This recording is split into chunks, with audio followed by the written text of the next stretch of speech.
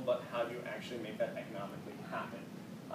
Ultimately, we realize that we're all sustainability specialists and we need to have some connection to nature, which we think we actually often kind of lose. We talk a lot about making buildings and making them better, but ultimately we actually want cities that have a lot more green space in it.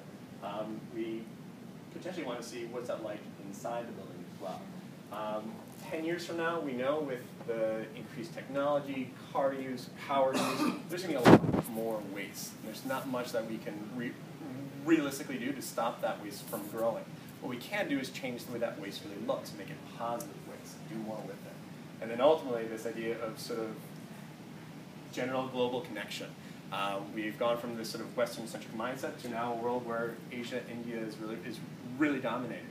And then the Southern Hemisphere is developing a lot faster as well.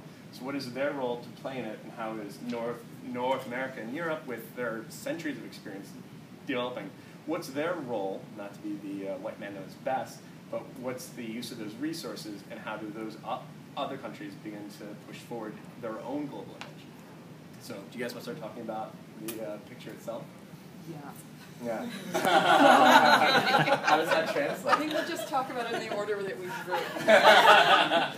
So we started with sort of two of the kids from the video collaborating together.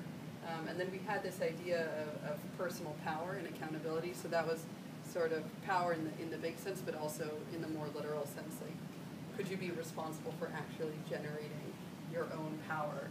And could that be tracked along with other metrics so that you know what you're using and you're responsible for them? One of the questions on the little card was who's responsible for it. And so in our scenario, you personally are responsible for making decisions and you're accountable for them.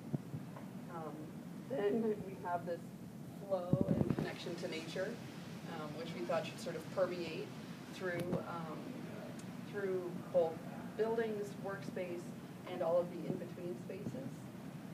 And then we should probably explain the treadmill. So this is waste on the inside with the beautiful cow. The idea is sort of like that the waste is going in and then it is helping you.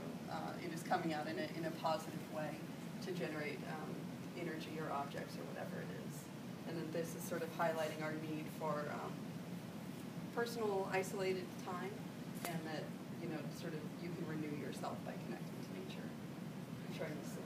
And that box also was basically hopefully in the next 20 years we'll get enough data based on what started back in 2000 in terms of what's been going on. Because a lot of people with the money are basically saying, is this feasible for us? Because they always want a quick return on their investment, I suppose, to like, hopefully in 2022 we'll have all the data that we can say, here it is, we told you so. Yeah. So. Right, and we talked about the data, and it's all this energy data from, you know, what USGBC and other organizations are collecting, but also human health data related to the entire environment, not just the built environment. Part of the issue with the treadmill is that sort of sense of cycle. But really, when we talk nowadays, we always talk about that I can't get off the treadmill. My job, my life is so driven by everything else around me. The idea of personal accountability here being that you have the power to push things forward. So it's not the treadmill that you're walking along, you're actually pushing the conveyance forward. So that cycle becomes one where waste turns into something positive rather than waste coming around and fighting its back and things. And I think people now also are taking, you're responsible now for making change. I mean, you can see that now, what's going on with the election and the government, because people think in government they're not doing anything, that's why they're having all these protests. But not actually having a protest just to have a protest, but just actually doing something about it. Hopefully at that time, people realize, yeah, my voice makes a difference. And one thing about the connection to nature, we on purpose, we drew this kind of, I was talking about the tunnels that go between, or the walkways like in Minneapolis that go between buildings, and we were saying, there's this building envelope these days, and we're just cut off from nature. So now it's kind of flowing through our structures, and there's no, you know, we talked a lot about the having an office as a terrarium, and you know those little terrarium bowls that everyone that are Yeah, we're obsessed. You're working in a terrarium, you're either in this Literally. outside space, or it all kind of flows together. It's no longer just this Separation. artificial separation. We also talked in sort of, the two kids talking is a way to show that there can be a strong connection and learning between developing countries and developed countries. And while we have made mistakes that we hope others learn from, that underdeveloped countries or developing countries are doing things much more sustainably than we are, and we have a lot to learn from them. And at the end, the title of it is connectivity equals human understanding. The stuff's there, and now it's just, talk about it now, and we understand where both parties are. Nice job. Nice job. Any questions for the group? Questions or comments? Anybody? That print will be for sale. I noticed it was signed. They would have let me not. It's like 1 out of 3. We were talking about those two being two kids from the video. So like this is 10 years from now, so they're 20, they're entering the workforce, and that movie that Michael Apted did, 7 Up, where he tracked them. They track them every 7 years, and now the kids are right in their 50. It'll be interesting to track these kids 10 years from now and see what they've done or what they think the work. And show them the video of when they did it and say, "Do you think it's changed?"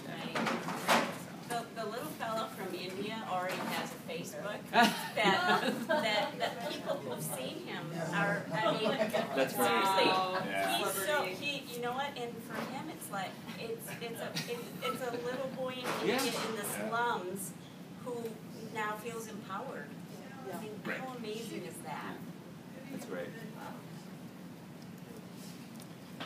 Any comments about the process? Did you enjoy the process of today? Actually, we brought up at the end, we were talking about this groupthink thing and how it actually would have been interesting if we had really listened and written our own things without talking about it, because we kind of realized we were influencing each other, I think, with our brainstorm on our post-its at the very beginning.